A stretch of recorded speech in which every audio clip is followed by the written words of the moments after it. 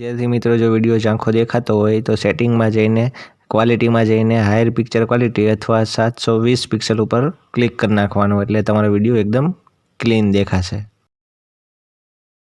विद्यार्थी मित्रों welcome to YouTube channel D solution. आज आपणे जोवानुं छे धोरण 6 में सामाजिक विज्ञाननी आइडियल स्वाध्याय पोथीमां सत्र 2 नो छेल्लो पार्ट छे 17मो जीवन निर्वाह। ए आज आपणे जोवानुं छे। विडियो गमे तो लाइक करजो, शेर करजो, कमेंट करजो और तमारा बीजा मित्रों होय तो एने पण जरूरथी जरूर आपणा विडियोनी लिंक तमे व्हाट्सएप में शेर करी शको छो, जेथी करीने दूરના છેવાડાના વિદ્યાર્થીઓ સુધી આપણો વિડિયો પહોંચી શકે અને એ પણ ભણી શકે। વધારે વિડિયો જોવા હોય તો પ્લેલિસ્ટમાં મૂકેલા જ છે નોખા નોખા ધોરણના નોખા નોખા વિષયના, તો ત્યાંથી પણ તમે જોઈ શકશો। બરાબર છે। ચાલો તો આપણે પાઠની શરૂઆત કરીએ। પાઠ નંબર છે 17 જીવન નિર્વાહ। ચાલો એમાં સૌથી પહેલા આવે છે વિકલ્પો। ચાલો પહેલું છે ક્યાંના લોકો સૌથી ઓછી સુવિધાઓનો ઉપયોગ કરે છે, તો જવાબ આવશે એ ગામડાનો। પછી બીજું છે શહેરમાં રોજગારી મેળવવા માટે લોકો ક્યાંથી આવે છે, તો જવાબ આવશે ડી આપેલા તમામ પાસેના ગામથી, અન્ય રાજ્યથી અને અન્ય શહેરથી। પછી ત્રીજું છે ગામડામાં લોકો નીચેના પૈકી કયું કામ વધારે કરતા જોવા મળે છે, તો જવાબ આવશે બી ખેતી। પછી ચોથું છે વરસાદના આધારે થતા પાકની ખેતરમાં ખેડ અને રોપણી કયા સમયે થતી હશે, તો જવાબ આવશે એ જૂન જુલાઈમાં। પછી પાંચમું છે ગામડાના લોકો માટે સૌથી મહત્વનું જીવન નિર્વાહનું સાધન કયું છે, તો જવાબ આવશે બી ખેતી। પછી છઠ્ઠું છે આપેલ પૈકી કયું કામ ચોમાસામાં જોખમકારક છે, તો જવાબ આવશે ડી દરિયો ખેડવો।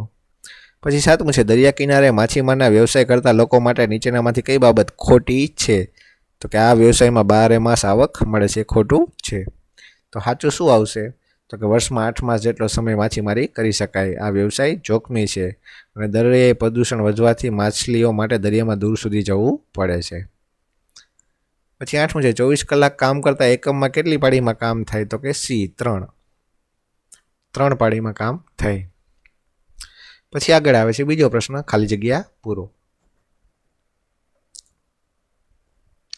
એમાં આવે છે પહેલો પ્રશ્ન ગામડામાં મોટે ભાગે સૌ ખેતી કામ સાથે જોડાયેલ હોય છે। પછી બીજું ભારત અનેક વિવિધતા વચ્ચે અનોખી એકતા ધરાવતો દેશ છે। પછી ત્રીજું ભારતમાં 5000 કરતાં વધુ શહેરો છે। પછી ચોથું ભારતમાં નાના મોટા 27,000 જેટલા નગર છે। પછી પાંચમું ખેડૂતો પોતાનું ઉત્પાદન નજીકના શહેરમાં વેચીને પૈસા મેળવે છે। પછી છઠ્ઠું છે ઔદ્યોગિક રોજગારી શહેરમાં વધુ મળી રહે છે। પછી આગળ આવે છે ખરા કે ખોટા।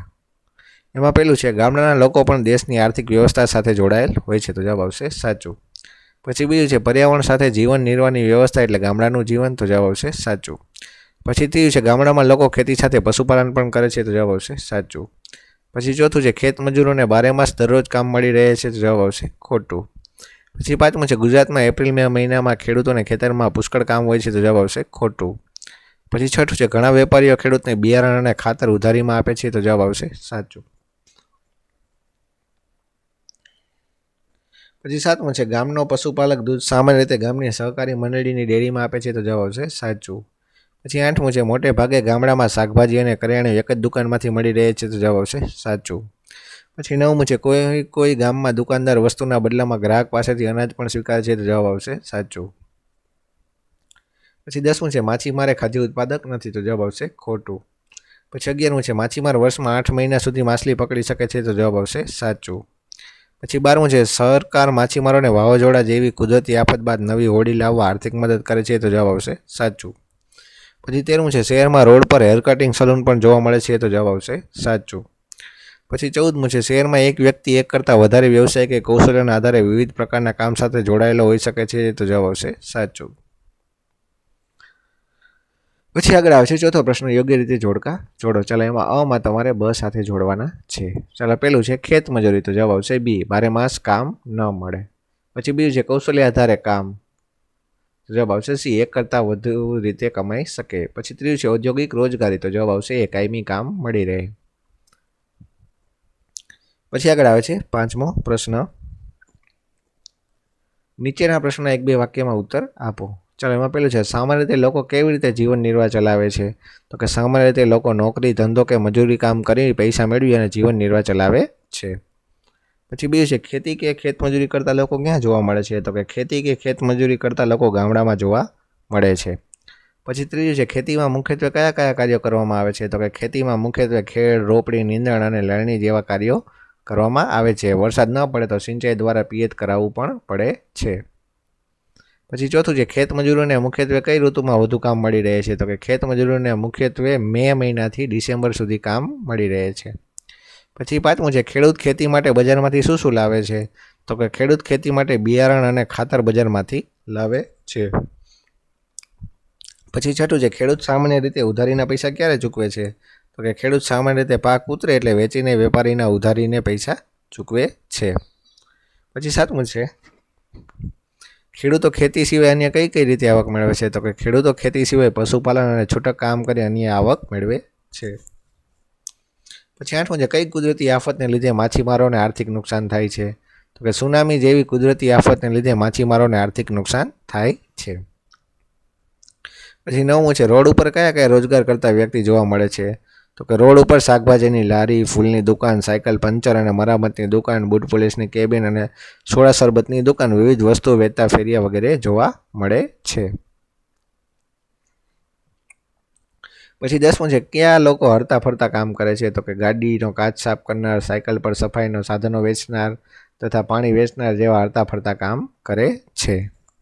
પછી 11મું છે, નોકરીમાં ઓવરટાઈમ એટલે શું? તો કે કામ કરવાના સ્થળ પર 8 કલાક કરતાં વધારે કામ કરવાનું થાય તો દરેક કલાકના કામ માટે વધારાના નાણાં ચૂકવવામાં આવે, તેને ઓવરટાઈમ પણ કહેવાય છે.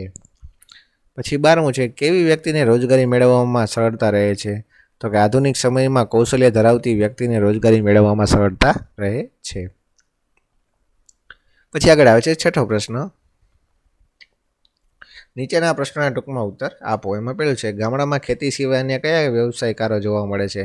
તો કે ગામડામાં ખેતી સિવાય પશુપાલક, લુહાર જે ઓજાર બનાવે, દરજી જે કપડાં સીવે, ડાઈવર જે ટ્રેક્ટર ચલાવે, હજામ જે વાળદાઢી કરે, મોચી જે ચપ્પલ બનાવે, દુકાનદાર જે કરિયાણું વેચે વગેરે વ્યવસાયકારો જોવા મળે છે. પછી બીજું છે, મોટા ખેતરમાં ખેડૂતે ખેત મજૂર રાખીને ખેતીનું કામ કરવું પડે છે, કારણ આપો. તો કે ખેતીનું કામ ખૂબ શ્રમ માગે છે. વળી જે ખેડૂતને ખેતર ખૂબ મોટું હોય તેવા ખેતરમાં 1 કે 2 વ્યક્તિથી ખેતીના તમામ કામ થઈ શકતા નથી. આમ મોટા ખેતરમાં કામ કરવા વધુ માણસોની જરૂર પડતી હોવાથી એવા ખેતરના માલિક ખેત મજૂર રાખીને કામ કરે છે. પછી ત્રીજું છે, ખેત મજૂરોને ઘણી વખત ઉછીના રૂપિયા લેવા પડે છે, કારણ આપો. તો કે ખેત મજૂરોને દૈનિક વેતન મળતું હોય છે. વળી જે દિવસોમાં ખેતરમાં કામ ન હોય તે દિવસમાં તેમને કોઈ પ્રકારનું વેતન મળતું નથી. આમ કામ ન હોય તેવા દિવસોમાં કોઈ અસામાન્ય ખર્ચ આવી જાય તો આ ખર્ચને વાળવા તેમને ઉછીના રૂપિયા લેવા પડે છે. પછી આગળ આવે છે ચોથો પ્રશ્ન, કેવા સંજોગોમાં ગામના લોકો બીજે મજૂરી કરવા જાય છે? તો કે જ્યારે વધુ દિવસો સુધી ખેતરમાં કોઈ કામ નહીં મળે તેવી ખાતરી હોય ત્યારે ગામ લોકો બીજે મજૂરી કરવા જાય છે. જેમ કે વરસાદ આધારિત જ ખેતી થતી હોય તેવી વર્ષા ઋતુ સિવાયના દિવસોમાં તેઓ બીજે મજૂરી કરવા જાય છે. પછી આગળ આવે છે પાંચમો પ્રશ્ન, પશુપાલન ખેડૂતોને કેવી રીતે મદદરૂપ બને છે? તો કે ગામના ખેડૂતો પશુપાલન દ્વારા વધુ આવક મેળવે છે. આ આવક તેમને જીવન નિર્વાહમાં મદદરૂપ બને છે. વળી ખેતીમાં કામ ન મળે તેવા દિવસોમાં પણ પશુપાલન દ્વારા આવક મેળવી જીવન નિર્વાહ ચલાવી શકાય છે. આમ પશુપાલન ખેડૂતોને ખૂબ મદદરૂપ વ્યવસાય છે. પછી આગળ આવે છે છઠ્ઠો, ગામમાં ખેતીનું કામ ન હોય તેવા સંજોગોમાં ખેત મજૂરો ક્યાં કામ કરે છે? તો કે ગામમાં ખેતીનું કામ ન હોય તેવા સંજોગોમાં ખેત મજૂરો નજીકના શહેરમાં આવેલ ઉદ્યોગોમાં કે બાંધકામ ચાલતું હોય તેવા સ્થળે કે છૂટક મજૂરી કરે છે. પછી સાતમો પ્રશ્ન છે, કારણ આપો. ચોમાસામાં માછીમારો માછલા પકડવા દરિયામાં જતા નથી. તો કે ચોમાસાની ઋતુમાં દરિયો સૌથી વધુ તોફાની હોય છે. ચોમાસામાં દરિયામાં વંટોળ, વાવાઝોડું વગેરેની સંભાવના ખૂબ વધી જાય છે. આવા સંજોગોમાં ઘણીવાર હોડી અને માછીમારને નુકસાન થતું હોય છે. આથી જ માછીમારો ચોમાસામાં માછલા પકડવા દરિયામાં જતા નથી. પછી આવે છે આઠમો પ્રશ્ન, કારણ આપો. માછીમારોને ઘણી વખત આર્થિક સહાય લેવી પડે છે. તો કે ચોમાસામાં તેમજ વાવાઝોડું, તોફાન જેવી કુદરતી પરિસ્થિતિ વખતે માછીમાર માછલી પકડવા જઈ શકતા નથી. આવી પરિસ્થિતિમાં તેમને મુશ્કેલીનો સામનો કરવો પડે છે તથા આ સિવાય તેમની પાસે આવકનું બીજું કોઈ સાધન રહેતું નથી. વળી પ્રદૂષણને કારણે પણ માછલીની સંખ્યા ઓછી થતી જાય છે, માટે તેમણે આર્થિક સહાય મેળવવી પડે છે. પછી 9મો પ્રશ્ન છે, શહેરમાં લોકો કેવી રીતે જીવન નિર્વાહ કરે છે? તો કે શહેરમાં લોકો વિવિધ પ્રકારના વ્યવસાય કરીને, દુકાનો કે ઓફિસોમાં નોકરી કરીને, રોડ ઉપર કે ફરતા વસ્તુ વેચીને, શિક્ષા આપવાનું કામ કરીને, નાની મોટી મજૂરી કરીને અને કૌશલ્યના આધારે કામ કરીને જીવન નિર્વાહ કરે છે. પછી 10મો પ્રશ્ન છે, રોડ પરની દુકાનોના લીધે કેવી સમસ્યાઓ સર્જાઈ શકે છે? તો કે રોડ પરની દુકાનોના કારણે આવી દુકાનોમાં આવતા ગ્રાહકો તેમજ વાહનો જેમ તેમ રોડ ઉપર પાર્ક કરી દે છે, જેના કારણે ક્યારેક ટ્રાફિક સમસ્યા વધી જાય છે, તો વળી ક્યારેક અકસ્માત પણ થાય છે. પછી 11મો પ્રશ્ન છે, ખેતી કામમાં રોકાયેલા ન હોય તેવા લોકો ગામમાંથી શહેરમાં કયા કારણે સ્થળાંતર કરે છે? તો કે ગામમાં રહેતા મોટા ભાગના લોકો ખેતી ઉપર નિર્ભર હોય છે અને અન્ય વ્યવસાયકારો પણ પરોક્ષ રીતે ખેતી ઉપર નભે છે, કારણ કે ખેડૂતની આવક વધે તો જ તેઓ અન્ય વસ્તુઓ ખરીદતા હોય છે. આથી ઘણી વખત ગામના અન્ય વ્યવસાયકારોની આર્થિક સ્થિતિમાં સુધારો થતો નથી, આથી તેઓ વધુ કમાણી કરવા શહેરમાં આવે છે. પછી 12મું આવે છે, દરિયાને ચોખ્ખો રાખવા આપણે શું કરવું જોઈએ? તો કે દરિયો ચોખ્ખો રાખવા નીચે મુજબના પગલાં લેવા જોઈએ. પહેલું છે, નદી કે દરિયામાં કચરો ગંદકી ફેલાતા દરિયો પ્રદૂષિત થાય છે, તે રોકવા તમામ પ્રયત્નો કરવા જોઈએ. પ્લાસ્ટિકનો ખૂબ ઓછો ઉપયોગ કરવો જોઈએ. કચરો કચરાપેટીમાં નાખવો જોઈએ અને અન્ય લોકોને પણ તેમ કરવા સમજાવવા જોઈએ. મિત્રો, પાડોશી અને સગા સંબંધીઓને પ્લાસ્ટિકનો ઉપયોગ બંધ કરવા સમજાવવા જોઈએ. પછી 7મો પ્રશ્ન છે, નીચેના પ્રશ્નોના મુદ્દાસર ઉત્તર આપો. એમાં પહેલો પ્રશ્ન છે, ટૂંક નોંધ લખો, પશુપાલન અને ખેત મજૂરી. ચાલો એમાં જવાબ આવશે કે ગ્રામ્ય જીવનમાં ખેતીની સાથે પશુપાલન સંકળાયેલું છે. ઓછી જમીન ધરાવતા નાના ખેડૂતો ખેતીની સાથે પશુપાલન પણ કરે છે. આ ખેડૂતો ગાય, ભેંસ જેવા દુધાળા પશુઓ પાળે છે. તેઓ ગામની સહકારી મંડળીમાં દૂધ વેચે છે. તેની આવકથી બિનખેતીના સમયમાં તેઓ ગુજરાન ચલાવે છે. ગ્રામીણ કુટુંબમાં કેટલાય લોકો એવા છે કે જેમની પાસે જમીન નથી. તેઓ મોટા ખેતરમાં ખેતમજૂર તરીકે કાર્ય કરે છે. આવા લોકો ખેતરમાં વાવણી, કાપણી, લણણી, નિંદામણ જેવા મજૂરીના કામ કરે છે. ખેતમજૂરોને વર્ષના અમુક મહિના જ કામ મળે છે. બાકીનો સમય તેમને બેકાર બેસી રહેવું પડે છે. આ બેકારીના સમયમાં કામની શોધમાં ક્યારેક તેઓ સ્થળાંતર પણ કરે છે. પછી બીજું છે, ટૂંક નોંધ લખો, ગ્રામ્ય જીવન નિર્વાહ. ચાલો, ગામડાના લોકો વિવિધ રીતે આર્થિક વ્યવસ્થા સાથે જોડાયેલા હોય છે. મોટા ભાગના લોકો ખેતીકામ સાથે જોડાયેલા હોય છે. આ સિવાય પશુપાલન, લુહારી કામ, સુથારી કામ, દરજી કામ, મોચી કામ, વાડ કાપવાનું કામ વગેરે જોવા મળે છે. કેટલાક લોકો જાતે ખેતી કરે છે તો કેટલાક ખેતમજૂરોને કામ આપે છે. જમીન ન હોય તેવા લોકો છૂટક મજૂરી કરી જીવન નિર્વાહ ચલાવે છે. દરિયા કિનારાના ગામોમાં માછીમારો અને અગરિયા જેવા ખાદ્ય ઉત્પાદકો જોવા મળે છે. કેટલાક લોકો નજીકના શહેરમાં રોજગારી મેળવવા જતા હોય છે. તો વળી ગામમાં થોડી ઘણી દુકાનો હોય છે, જેમાં કરિયાણું, શાકભાજી અને જીવન જરૂરી વસ્તુઓ વેચાતી હોય છે. કેટલાક ગામોમાં ચા નાસ્તાની લારીઓ પણ હોય છે. આમ પર્યાવરણ સાથે જીવન નિર્વાહની વ્યવસ્થા એટલે જ ગામડાનું જીવન. પછી આગળ આવે છે ત્રીજો પ્રશ્ન, ટૂંક નોંધ લખો, શહેરી જીવન નિર્વાહ.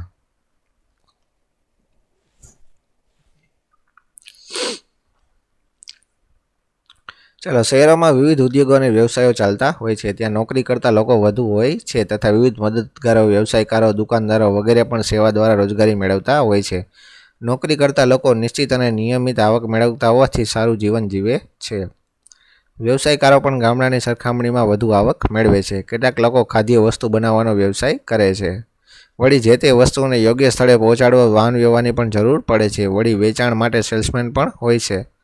આમ શહેરમાં વ્યવસાયની વધુ તકો અને વધુ આવક રહેતા ત્યાંના લોકોની જીવનશૈલી ગ્રામ્ય જીવનશૈલી કરતાં ઉચ્ચ કક્ષાની જોવા મળે છે. પછી આવે છે ચોથો પ્રશ્ન, ટૂંક નોંધ લખો, શહેરમાં છૂટક રોજગારી.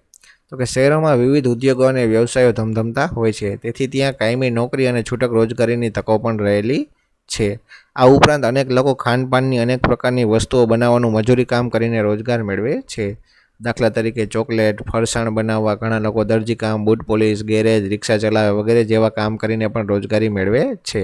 ઘણા કડિયા કામ અને સુથારી કામ કરતા લોકો પણ આ જ રીતે મજૂરી કામ કરીને પૈસા મેળવે છે.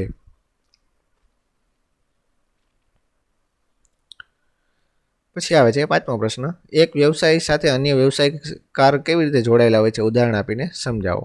તો કે સામાન્ય રીતે એક વ્યવસાય સાથે ઘણા બધા વ્યવસાયકાર જોડાયેલા હોય છે. ઉદાહરણ તરીકે ચોકલેટ બનાવવાનો વ્યવસાય.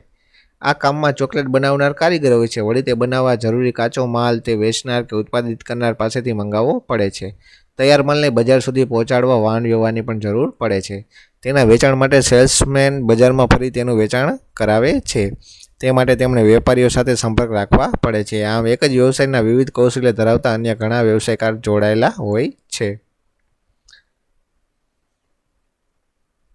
પછી છઠ્ઠો પ્રશ્ન છે, પ્રદૂષણ માછીમારો પર કેવી રીતે અસર કરે છે તે સમજાવો. તો કે ઉદ્યોગો અને શહેરનું ગંદુ પાણી નદી ગટર મારફતે દરિયામાં જાય છે. વળી પ્લાસ્ટિકનો કચરો અને ધાતુમય નુકસાનકારક કચરો પણ દરિયામાં ઠાલવવામાં આવે છે. આમ દરિયામાં પ્રદૂષણ સતત વધવાને કારણે માછલી દરિયાકાંઠે પૂરતા પ્રમાણમાં મળતી નથી, જેથી માછીમારોને દરિયામાં ખૂબ દૂર સુધી જવું પડે છે, જેનાથી તેમનો સમય અને નાણાં બંનેનો વ્યય થાય છે. વળી પ્રદૂષણના લીધે માછલીઓની સંખ્યામાં પણ ઘટાડો થાય છે, જેના કારણે પણ માછીમારોને નુકસાન થાય છે. પછી 7મો પ્રશ્ન છે, ગામડાના વિવિધ વ્યવસાયકારો એકબીજા સાથે જોડાયેલા છે તે સમજાવો. તો કે ગામડાનો મુખ્ય વ્યવસાય ખેતી છે. આમ ગામડું એટલે ખેતી કરતા લોકો. બીજા નંબરે પશુપાલન કરતા લોકો જોવા મળે છે. તે સિવાય લુહાર જે ઓજાર બનાવે છે, દરજી જે કપડાં સીવે છે, ડ્રાઈવર જે ટ્રેક્ટર જેવા વાહન ચલાવે છે, હજામ જે વાળ દાઢી કરે છે, મોચી જે ચપ્પલ બનાવે છે, દુકાનદાર જે કરિયાણું શાકભાજી વેચે છે, વગેરે જેવા વ્યવસાયકારો જોવા મળે છે. ગામડાનો મુખ્ય વ્યવસાય ખેતી હોવાને લીધે ખેતીનો પાક સારો થાય તો જ અન્ય વ્યવસાયકારો સુધી નાણાંનો પ્રવાહ વહે છે.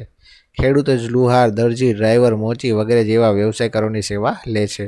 તો વળી બીજી રીતે આ વ્યવસાયકારોને ખેડૂત પાસેથી નાણાં અથવા અનાજ જેવી ખેત પેદાશો મળી રહે છે અને તેમનો જીવન નિર્વાહ ચલાવે છે. આથી ગામડાના વિવિધ વ્યવસાયકારો એકબીજા સાથે જોડાયેલા છે. ચાલો વિદ્યાર્થી મિત્રો, તો અહીંયા તમારો આ છેલ્લો પાઠ પણ થાય છે. પૂરો વિડીયો કેવો લાગ્યો તે જરૂર કોમેન્ટ કરજો. અને બીજા વિડીયો જોવા માટે પ્લેલિસ્ટમાં જઈને પણ તમે નોખા વિષયના અને નોખા ધોરણના વિડીયો મૂકેલા છે, તો ખાસ તો પ્લેલિસ્ટમાં જઈને તમે વિડીયો જોઈ શકશો. બરાબર છે. ખાસ તો તમારા મિત્રોને વોટ્સઅપ દ્વારા પણ આપણે વિડીયોની લિંક પણ તમે શેર કરી શકો છો, જેથી કરીને ગામડાના છેવાડાના વિદ્યાર્થીઓ સુધી આપણો વિડીયો પહોંચી શકે અને એ પણ આપણા વિડીયોમાંથી જોઈને ભણી શકે. ચાલો તો વિદ્યાર્થી મિત્રો, વળી પાછા મળશું નવા વિડીયોમાં. ત્યાં સુધી જોતા રહો આપણી ચેનલ ડી સોલ્યુશન.